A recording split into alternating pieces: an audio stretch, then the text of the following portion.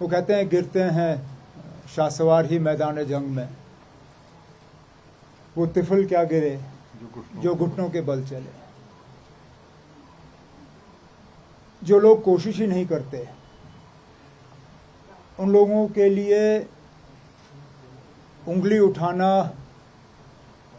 मुखालफत करना, social media के ज़रिए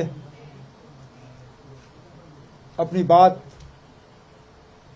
और हमारी कोशिशों को छोटा दिखाना कोई मामूली चीज़ नहीं है।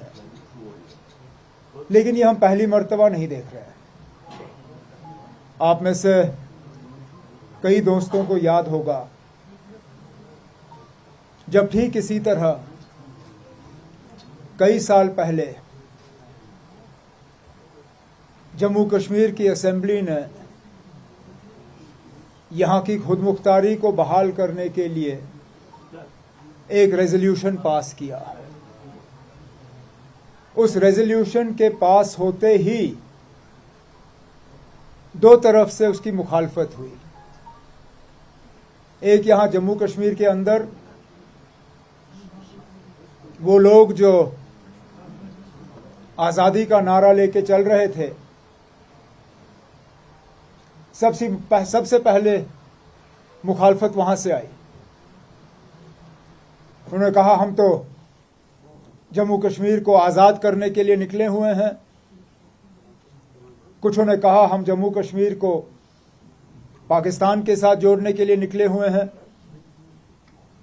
ये जो असेंबली ने रेजोल्यूशन पास किया है, ये सिर्फ और सिर्फ हमारी कोशिशों को कमज़ोर और नाकामयाब करने के लिए है। हम इसको लकारते हैं। तो उस बड़े कदम को पहले ही यहाँ कुछ लोगों ने कमज़ोर करने की कोशिश की और इस असेंबली के रेजोल्यूशन से मरकज़ की उस वक्त की हुकूमत नाराज़ तो हुई। उस नाराज़गी का नतीजा ये था कि यहाँ की लोगों की आवाज़ को कमज़ोर करने के लिए, यहाँ के लोगों की आवाज़ को डाइल्यूट और डिस्ट्रीब्यूट करने के लिए उन्होंने एक नई जमात को साल 2000 में जन्म दिया। वो जमात सिर्फ और सिर्फ उस अंदरूनी खुदमुख्तारी के रेजोल्यूशन का नतीजा था। नतीजा ये कि ना आज़ादी वाले आज़ादी लाए, ना हमें पाकिस्तान के तरफ लिया। जो पार्टी साल 2000 में उभर के आई वो आज भी इसी कोशिश में है कि किसी न किसी तरह यहाँ के लोगों की आवाज़ जो है वो कमज़ोर हो जाए, वो बिखर जाए। और आज दोबारा हम उस तरह के हालात देख रहे हैं। जम्मू कश्मीर के साथ किए हुए वादे वो पूरे हों, उसके लिए हम एक प्रोग्राम के तहत मरकज़ को याद दिलाने के लिए दिल्ली गए। हमने उस प्रोग्राम में यहां तमाम सियासी पार्टियों को दावत दी। हमने कहा ये हमारा एक साझा मामला है, ये किसी के घर की बात नहीं है, किसी के जमात की बात नहीं है, हुकूमत की बात नहीं है, ये पूरे जम्मू कश्मीर की बात है। आइए जुड़ जाइए, मिलके वहां बात कर लेंगे। न सिर्फ वो नहीं जुड़े बल्कि हमारी कोशिशों को नीचा दिखाने की मुकम्मल कोशिश, नाकामयाब करने की मुकम्मल कोशिश, अंग्रेजी में जिसको कहते हैं रिडिक्यूल, इन्होंने अपने तरफ से कोई कोशिश नहीं रखी कि हम जो है अपने मकसद में नाकामयाब हों। इस एहतजाज से मरकज़ की हुकूमत का अब रवैया क्या रहेगा, वो अब क्या करेंगे, मुझे उसकी फिक्र नहीं है।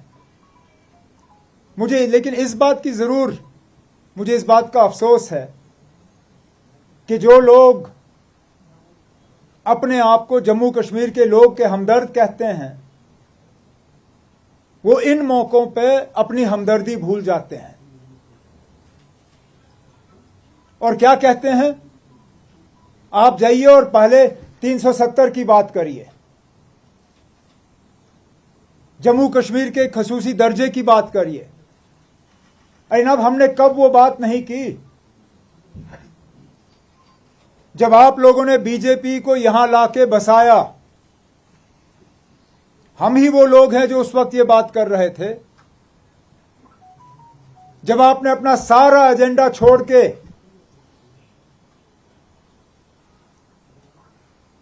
नरेंद्र मोदी साहब के बीजेपी के साथ हाथ मिलाया। हम अपने एजेंडा पे खड़े रहे, लेकिन मैं उनको याद दिलाना चाहता हूं, उन्हें कुछ मतलब या तो वो पढ़ते नहीं हैं या पढ़ने के बाद उस चीज को नजरअंदाज करना चाहते हैं। वो कहते हैं आप 370 लाइए, वो कहते हैं आप जम्मू कश्मीर की स्पेशल स्टेटस लाइए। लेकिन मैं उनसे पूछता हूं, जो उनमें से पढ़े लिखे लोग हैं, वो मुझे बताएं बिना रियासत के 370 का मतलब क्या है? बिना रियासत के 371 के मायने क्या हैं? आखिरकार जो भी स्पेशल स्टेटस जम्मू कश्मीर का होगा, चाहे उसको 370 की सूरत में लें या आप उसको कोई और शक्ल देना चाहें, मतलब यह है कि मरकज और जम्मू कश्मीर के दरमियान जो पावर्स हैं उनको शेयर किस तरह किया जाएगा, उनका बंटवारा किस तरह होगा। और बंटवारा मरकज और यूटी के दरमियान नहीं होता, क्योंकि यूटी के कोई इख्तियारात नहीं है।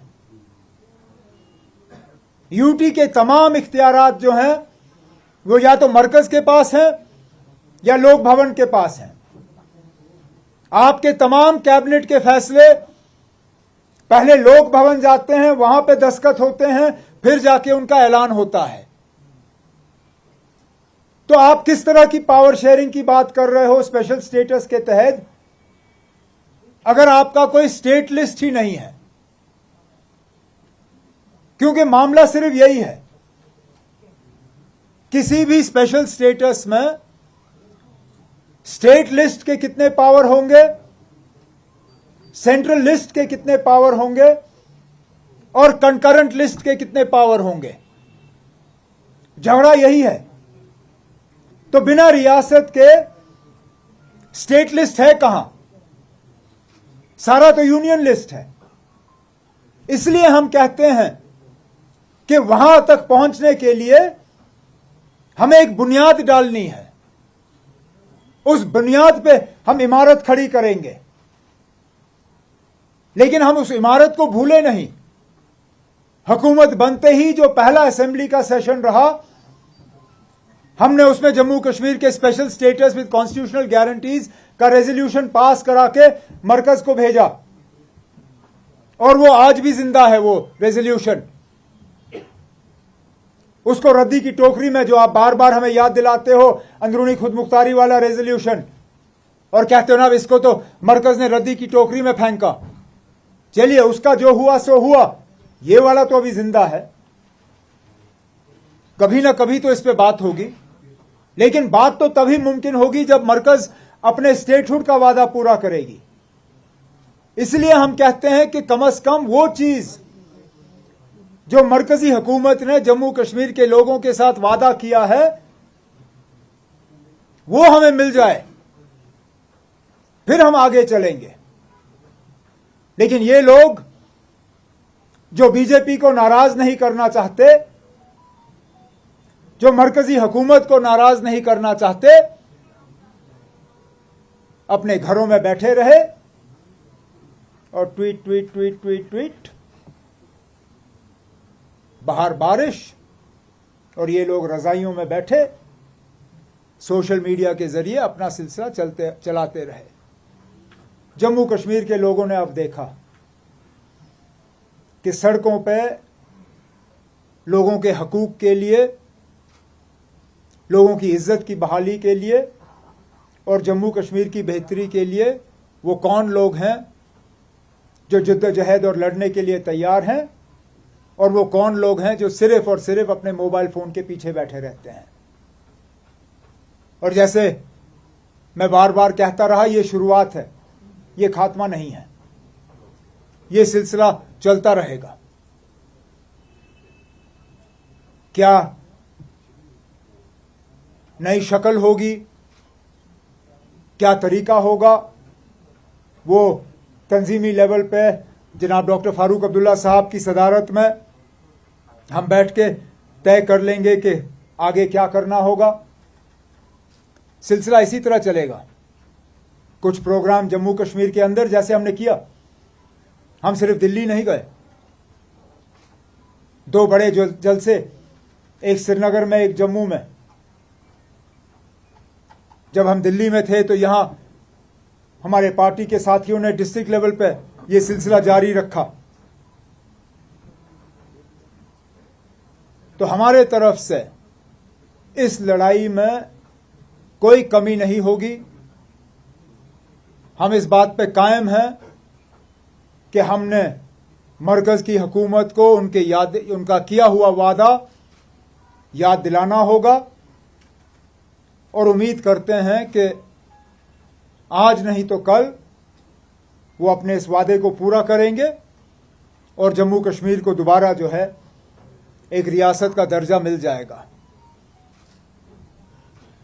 मेरे लिए और मेरे साथियों के लिए कल के एहतजाज का जो सबसे बड़ा सिंबल रहा है वो हमारे सदर मोहतरम जनाब डॉक्टर फारूक अब्दुल्ला साहब 90 साल की उम्र में अपने हाथ में अपना सोटी लेके जो है हमारे लिए, हमारी इज्जत की बहाली के लिए जो है निकल चले और पैदल अपने मंजिल के तरफ हमें साथ लेके चल रहे थे। मुझे नहीं लगता है इससे ज्यादा पावरफुल कोई इमेज जो है वो हम आपको दिखा सकें।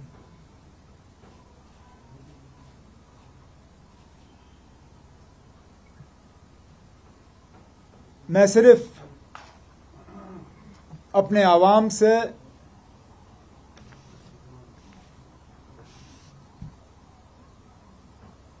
उन्हें ये यकीन दिलाना चाहता हूं कि हम अपने किए हुए वादे उन पे कायम हैं और इंशाल्लाह कायम रहेंगे। इस मौके पे मैं उन तमाम साथियों को शुक्रिया करना चाहता हूं जिन्होंने अपने दम पे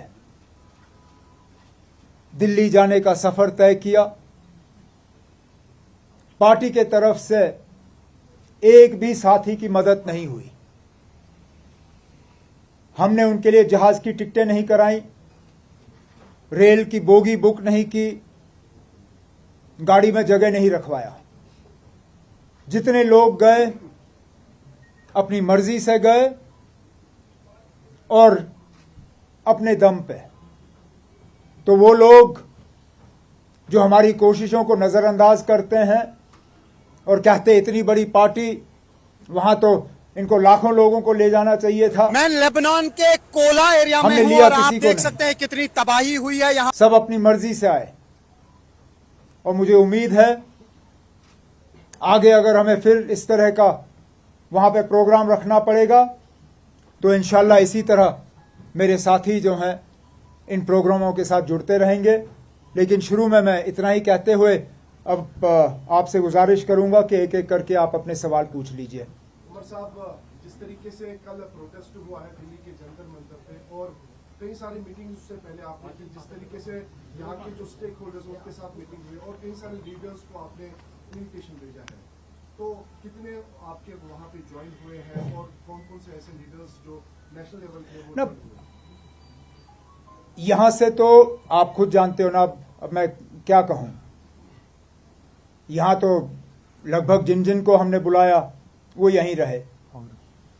कांग्रेस के हमारे साथी बिल्कुल हमारे साथ खड़े रहे शुरू से लेके एंड तक। कुछ साथी सीपीआई सीपीएम वो मौके पे वहां पहुंचे, उन्होंने भी साथ दिया। कुछ साथी जो वहां पहुंचने की कोशिश कर रहे थे वो पहुंच नहीं पाए। आपने खुद वहां की फुटेज देखी होगी, किस तरह टीयर गैस और लाठी चार्ज का इस्तेमाल किया जा रहा था। बदकिस्मती से जो हमने बैकअप वेन्यू रखा था, शायद हमें पता नहीं था कि इतने जो है हालात नई दिल्ली के अंदर बिगड़ जाएंगे, नहीं तो हम बैकअप वेन्यू कहीं और रखते जहां लोगों के लिए पहुंचना ज्यादा आसान होता। लेकिन आप इस चीज से अंदाजा कर सकते हो कि जंतर मंतर के प्रोटेस्ट के बाद मैं खुद कॉन्स्टिट्यूशन क्लब पहुंचने की कोशिश कर रहा था कि मैं दूसरे प्रोग्राम में भी हिस्सा लूं। मैंने 3 मरतबा कोशिश की और तीनों मरतबा मुझे वापस मुड़ के जाना पड़ा। तो मुझे एनसीपी, टीएमसी और अखिलेश जी की पार्टी और 1-2 और पार्टियों के साथियों ने फोन पे मुझसे पूछा कि जनाब हम कॉन्स्टिट्यूशन क्लब पहुंचने की कोशिश कर रहे हैं, आप हमें रास्ता बताइए। मैं उनको कह रहा था ना, मैं खुद फंसा हूं, मैं कोशिश कर रहा हूं, अगर मैं पहुंच पाया तो मैं आपको बता दूंगा। वो पहुंच नहीं पाए। अब इसके लिए अगर हमें उन साथियों को शामिल करने के लिए एक अलग प्रोग्राम रखना पड़ेगा, उस पर हम जैसे मैंने आपसे कहा फारूक साहब और बाकी पार्टियों के साथियों से मशवरा कर लेंगे। मेरा एक सवाल है सर, सवाल थोड़ा लंबा है लेकिन बहुत एक कश्मीरी पंडित थे जिनका एक केस हाई कोर्ट में चल रहा था और उन्होंने कहा था कि श्रीनगर से जम्मू शिफ्ट किया जाए क्योंकि टेररिज्म है, और कोर्ट ने उनको साफ साफ कहा था कि श्रीनगर के अंदर अब उतना टेररिज्म नहीं है।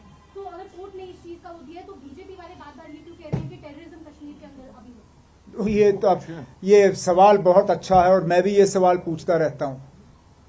मैं इसलिए कहता हूं कि आप हमें बताइए ना, जब आप कहते हो कि उचित समय पे जम्मू कश्मीर को रियासत का दर्जा वापस मिलेगा, उस उचित समय को तोलने का तरीका क्या है? एक तरफ से आप हमें कहते हो कि अभी भी मिलिटेंसी है इसलिए हम आपको रियासत का दर्जा नहीं दे सकते हैं। दूसरी तरफ से जब एक कश्मीरी पंडित सिक्योरिटी का एक केस बना के हाई कोर्ट में अपने आप को श्रीनगर से जम्मू ट्रांसफर करने की बात करता है, तो हाई कोर्ट का ये कहना है कि यहां टेररिज्म है नहीं। तो दोनों चीजें साथ साथ चल नहीं सकती। हम भी मानते हैं कि हालात में एक बेहतरी आई है। अब अगर अदालत को भी लगता है कि हालात में इतनी बेहतरी आई है, हम भी कहते हैं कि अब हालात इतने साजगार हो गए हैं कि आप हमें रियासत का दर्जा दे सकते हो। मरकज की हुकूमत क्यों कह रही है कि हालात खराब हैं? और अगर हालात खराब है तो उसके लिए जिम्मेदार कौन है? क्योंकि सुरक्षा की जिम्मेदारी, लॉ एंड ऑर्डर की जिम्मेदारी हमारी नहीं है, वो जिम्मेदारी कहीं और है। एक यहां से फिर प्रोटेस्ट किया गया उसके लिए अच्छी बात है जम्मू कश्मीर के लिए, बट सर यहाँ पे कल आधे घंटे सुबह बारिश हुई, वाटर लॉन्चिंग हमें हर किसी जगह देखनी पड़ी। नालमा रोड की बात करें, डॉक्टर अलीजा रोड की बात करें या गुलाब टाउन लाल चौक की बात करें, डाउन टाउन में बहुत सारे दुकानदारों का नुकसान हुआ, जहाँ पानी गया, इलेक्ट्रॉनिक सामान सारा खत्म। सर वो भी कंसेप्ट है और ये वाटर लॉन्चिंग का सिलसिला कब तक श्रीनगर में हमें देखने को मिलेगा? बहुत अच्छा सवाल है। बदकिस्मती से ये सवाल उन लोगों को आपको करने का मौका ही नहीं मिलता जिनको इस सवाल का जवाब देना चाहिए। जिन लोगों ने स्मार्ट सिटी का प्रोजेक्ट लाया, जिन लोगों ने यहां स्मार्ट सिटी का प्रोजेक्ट इंप्लीमेंट किया, और जिन लोगों ने स्मार्ट सिटी का कोई बचा हुआ 10% जो है विरासत के तौर पे हमें दिया उसको मुकम्मल करने के लिए, उन लोगों को कभी आपको मौका मिले तो पूछना चाहिए कि मां सिवाय एक झेलम के किनारे वो फुटपाथ जो उन्होंने सजा के दिया हुआ है हमें, उसके अलावा स्मार्ट सिटी का पैसा गया कहां? एक सेकंड ना, मुझे खत्म करने दीजिए। पिछली कैबिनेट मीटिंग में बिल्कुल इस चीज को देखते हुए कि स्मार्ट सिटी का जो मकसद था और जो उसकी असलियत है, दोनों में फर्क है। कैबिनेट ने उस वक्त ये कहा कि हमें अब स्मार्ट सिटी पे एक थर्ड पार्टी ऑडिट चाहिए उसकी इफेक्टिवनेस को देखने के लिए, लेकिन अभी तक वो smart city third party audit का ऑर्डर जो होना चाहिए वो नहीं हुआ है। लेकिन हम अपने तरफ से जितनी भी हमारी रिसोर्सेज हैं श्रीनगर शहर के ड्रेनेज वगैरह को ठीक करने के लिए हम लगा रहे हैं, लेकिन इतना पुराना मसला जो इन लोगों ने ठीक करने की कोशिश भी नहीं की, रातों रात हम कर नहीं पाएंगे। मुझे इस बात का बेहद अफसोस है। आप बाकी जगहों की बात कर रहे हो, हमारे लिए शर्म की बात है ना। अब सेक्रेटेरिएट का फर्स्ट फ्लोर पानी के अंदर था, ग्राउंड फ्लोर मतलब, सॉरी। तो मैं अब किसको पकड़ूं? आप जिन सड़कों की बात कर रहे थे वहां तो चलिए पानी देखने को मिलता ही है, लेकिन सेक्रेटेरिएट के ग्राउंड फ्लोर पे 1 फुट पानी आना ये कोई मामूली बात नहीं है। तो अब इस पे जरूर हम तमाम हालात का, मौसम ठीक हो जाने दीजिए, हम इसका एक इंक्वायरी करा के देख लेंगे हमें इसमें करेक्टिव एक्शन क्या लेना होगा। जहां तक कॉम्पनसेशन की बात होगी, जिन जिन लोगों को नुकसान हुआ है उनके नुकसान का असेसमेंट होगा, और फिर जो भी हमारे पास जो गाइडलाइंस हैं उन गाइडलाइंस के तहत जितनी भी हम रिलीफ दे सकेंगे हम दे देंगे। स्टेटहुड के लिए रखा गया था, अगर यही प्रोटेस्ट इसमें 35A का जिक्र किया होता 370, ताकि यहाँ की सियासी जमातें भी इस प्रोटेस्ट में शरीक होती। नहीं ना, मरकजी सरकार पे कोई दबाव नहीं बनता ना। अब मरकजी सरकार को चाहिए ही यही, इसलिए अपने लोगों से वो यही बात कहलवा रहे हैं। जिस दिन आप स्टेटहुड और 370 को एक ही प्रोटेस्ट में जोड़ दोगे, 370 ये लोग आपको नहीं देने वाले हैं। इनको बहाना मिलेगा स्टेटहुड ना देने का। आप और मैं जानते हैं ना, अब इस मौजूदा बीजेपी हुकूमत से आपको 370 नहीं मिलने वाला। मैंने बार बार कहा हुआ है, मैं उन लोगों में से नहीं हूं जो अपने लोगों को धोखा देगा। मैंने हमेशा जम्मू कश्मीर के लोगों से कहा हुआ है कि ये उम्मीद करना कि जिन लोगों ने हमसे 370 लिया है वही लोग हमें प्लेट पे 370 वापस देंगे, ये बेवकूफी है। हमें 370 जम्मू कश्मीर की स्पेशल स्टेटस हमें लाना होगा, लेकिन इस हुकूमत के तहत हमें मिलेगा नहीं। इस हुकूमत से कम हमें बुनियाद तो मिले। और मैंने अभी ओपनिंग में आपको कहा, 370 का बिना स्टेटहुड के कोई मायने ही नहीं है, कोई मतलब नहीं है। अब कोई मुझे कहेगा ना, लद्दाख को ये 371 की बात कर रहे हैं। आप फाइन प्रिंट पढ़िए, लद्दाख को फिलहाल वो क्या दे रहे हैं? जहां उनके 2 हिल काउंसिल थे वहां 7 हिल काउंसिल बनाने की बात कर रहे हैं, बस इतना ही। मतलब जहां इनके 2 बड़े इदारे थे, 2 मजबूत इदारे थे, एक करगिल में एक लेह में, अब उनको डाइल्यूट करके 7 कर दिए। इसका सीधा सीधा अगर आप जम्मू कश्मीर के साथ उसका कंपैरिजन करना चाहेंगे, मतलब यही होगा कि हमारी असेंबली लेके वो हमें 20 जो है ये डिस्ट्रिक्ट डेवलपमेंट बोर्ड दे देंगे, लेकिन वो हमने पहले भी देखा।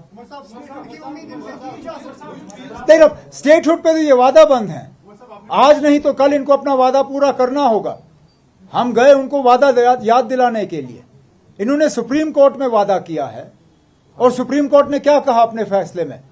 कहा कि at the earliest as soon as possible. हम ये याद दिलाने गए और बार बार उनको याद दिलाएंगे।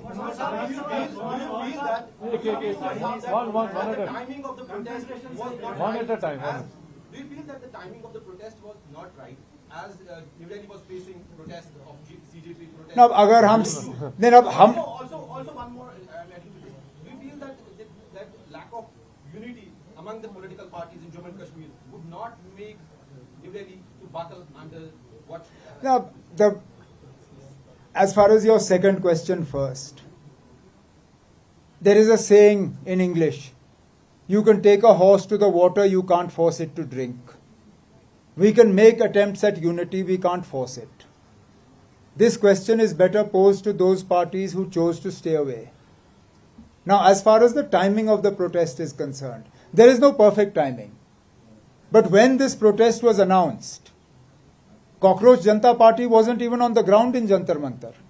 If you remember, we first told you about this protest as soon as we came out from our meeting in Dachigam. Those of you who were present outside the gate, when my colleagues came out and briefed you, they said that one of the decisions of the protest, of the meeting in Dachigam, was that we would go to Delhi and we would protest on the first day of Parliament. It is only after our announcement that the situation in Delhi developed and Cockroach Janata Party occupied Jantar Mantar. Now, if that had been the basis of our postponement, आप में से कितने सारे ऐसे होते जो कहते हैं ना नेशनल कॉन्फ्रेंस वाले डर गए, ये पीछे हट गए, इनका जाने का कोई इरादा नहीं था, इन्होंने कॉकरोच जनता पार्टी को जो है बहाना बना के इन्होंने मैदान छोड़ दिया। हम मैदान छोड़ने के लिए तैयार नहीं थे। हमने अपनी प्रेजेंस वहां बनाई, मजबूर किया, कम से कम वहां हमारा नोटिस तो लिया गया, हमारी बात हो रही है, हमारा इतना ही मकसद था। सुनील शर्मा ने हाल ही में कहा कि जब तक एजेंसी नॉट नहीं देती यहाँ पे स्टेट फूड रेस्टोर नहीं किया जा सकता है। लॉ एंड ऑर्डर के हाथ में दिया जाएगा तो जैसे पहले खत्म भारत होता था यहाँ पे फिर से एक बार हो जाएगा। हाल ही में उनका ये बयान आया था। अब मैं वैसे तो उनके बयानों पे ज्यादा टिप्पणी करता नहीं हूं, क्योंकि फिर मुझे रोज उसी पे बात करनी होगी। रोज उनका कोई ना कोई बयान तो निकल ही जाता है, और मैं इतना वेला आदमी हूं नहीं कि रोज मैं उनकी बातों पे टिप्पणी करूं। अब क्योंकि आपने बात छेड़ दी, अब एजेंसीज तय करेंगे। पॉलिटिकल सिस्टम क्या है? ना फिर पॉलिटिकल सिस्टम कहां का? मैं तो मानता अगर वो ये कहते हैं कि वजीर आजम फैसला करेंगे, गृह मंत्री साहब फैसला करेंगे, वहां तक तो मैं जाने के लिए तैयार हूं, वो भी ठीक है। लेकिन अब उन्होंने सारी जिम्मेदारी एजेंसियों पर डाल दी है कि अब एजेंसी डिसाइड करेंगे कि हमारा फ्यूचर क्या होगा। और अगर यही है, सुप्रीम कोर्ट में यह बात क्यों नहीं कही गई? सुप्रीम कोर्ट में यह क्यों कहा गया था उस वक्त कि हम जो है इलेक्शन के बाद जम्मू कश्मीर की रियासत जो है वो दोबारा बहाल करेंगे? एक क्यूरेटिव पिटीशन फाइल करिए और सुप्रीम कोर्ट को फैक्चुअल पोजीशन दे दीजिए। बीजेपी को सुप्रीम कोर्ट के सामने ये बात करनी चाहिए और ये कहना चाहिए ना, हम एजेंसी के रिपोर्ट का इंतजार कर रहे हैं, जैसे एजेंसी हमें इजाजत देगी, एजेंसी की इजाजत के बिना हम जम्मू कश्मीर को रियासत नहीं दे सकते। हम भी फिर एजेंसी के रिपोर्ट का इंतजार करेंगे। एक मिनट जी, wait let him.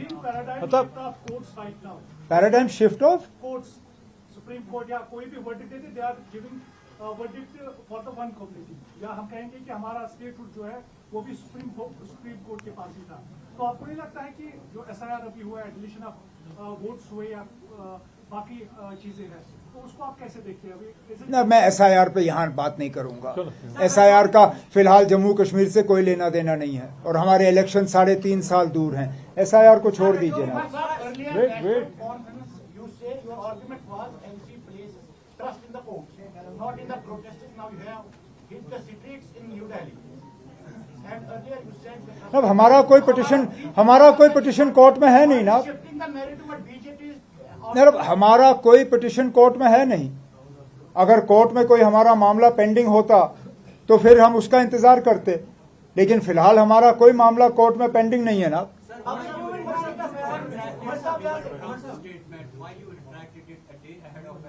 What statement? About Trump, a sarcastic statement about Trump. Who retracted a statement? You were in your article.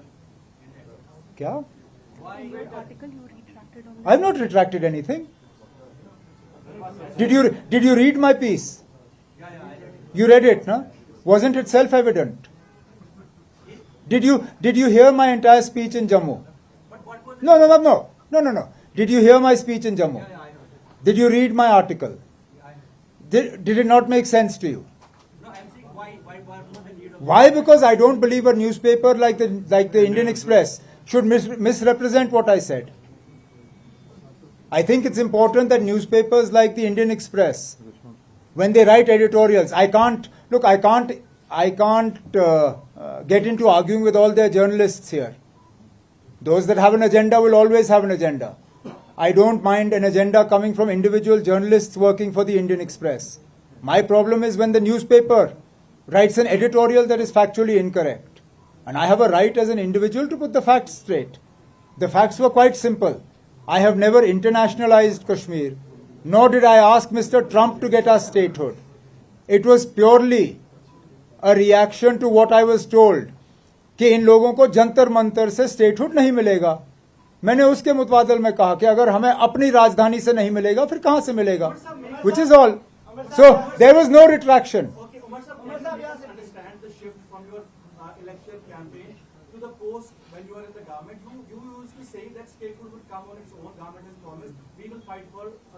Well, that is. But now you have gone into legality. जब आया ही नहीं तो हम क्या करें? Academics of it. Why is it so? जब आया ही नहीं तो हम करें क्या? Is this the result of your meetings with Mr. Modi? No, it's not. It's the result of not having statehood in almost just under 2 years.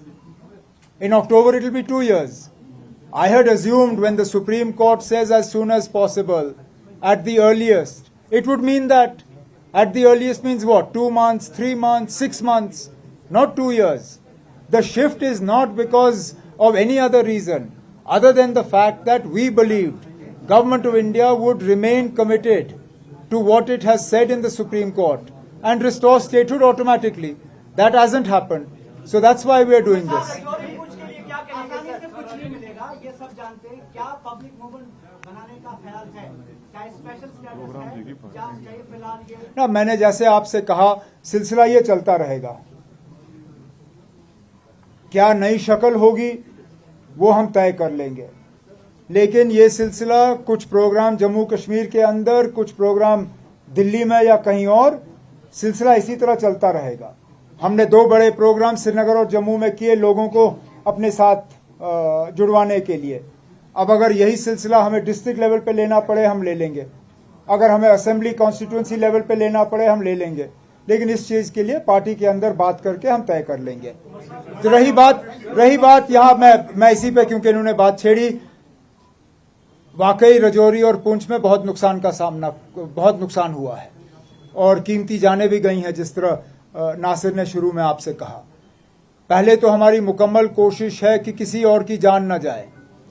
मैंने कल जो रिव्यू मीटिंग लिया था वीडियो कॉन्फ्रेंस के जरिए, मैंने अफसरों को वाजिया हिदायत दी है कि जो वल्नरेबल एरियाज हैं उनको आइडेंटिफाई करके, जो सबसे वल्नरेबल फैमिलीज हैं वहां पे, जो नालों के करीब, दरियाओं के करीब या लैंडस्लाइड प्रोन एरियाज के करीब रहते हैं, उनको शिफ्ट किया जाना चाहिए। जो सड़कें लैंडस्लाइड और रॉक फॉल्स के जो शिकार रहते हैं, उन सड़कों पे ट्रैफिक रेगुलेशन जो है वो किया जाए अगले 3-4 दिनों के लिए। लेकिन जहां तक रजौरी और पुंछ के नुकसान की बात है, मेरे 2 मिनिस्टर जो हैं मौके पे अभी पहुंच जाएंगे, वो वहां पे रहेंगे फिलहाल जब तक वहां पूरी तरह से हालात ठीक नहीं होते। उसके बाद जो रिकवरी और जो रिकंस्ट्रक्शन और रिलीफ का हमें सिलसिला चलाना होगा वो हम जरूर चला लेंगे।